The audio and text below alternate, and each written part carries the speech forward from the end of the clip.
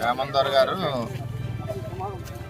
కనపట్టలేదు, అప్పుడే కూడా చనిపోయాడని మనం కూడా నిర్ధారణకు రాకూడదు.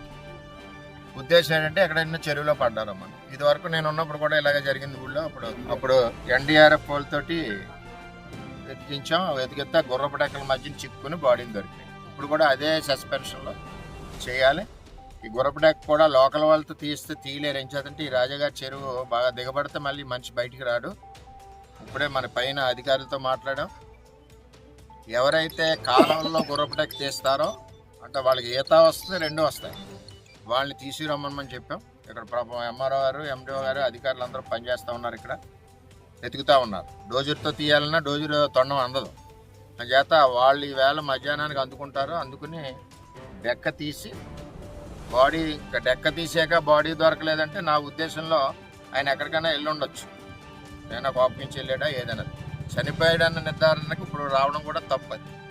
ఒకవేళ ఈ డెక్క తీసే సమయంలో ఎక్కడన్నా మధ్యన అడ్డుకుంటే బాడీ పైతారు. చేత అందరూ పనిచేస్తూ ఉన్నారు. ఏ విధమైన ఇబ్బంది లేదు. అధికారులతో అందరూ మాట్లాడుతూ ఉన్నాం. గ్రామస్తులు అందరూ కూడా సహకరించి రేపు మరి సాయంత్రానికి మధ్యాహ్నానికి వాళ్ళు అంతారు. ఇప్పుడు మాట్లాడాలి కదా, కూలికి మాట్లాడాలి కదా.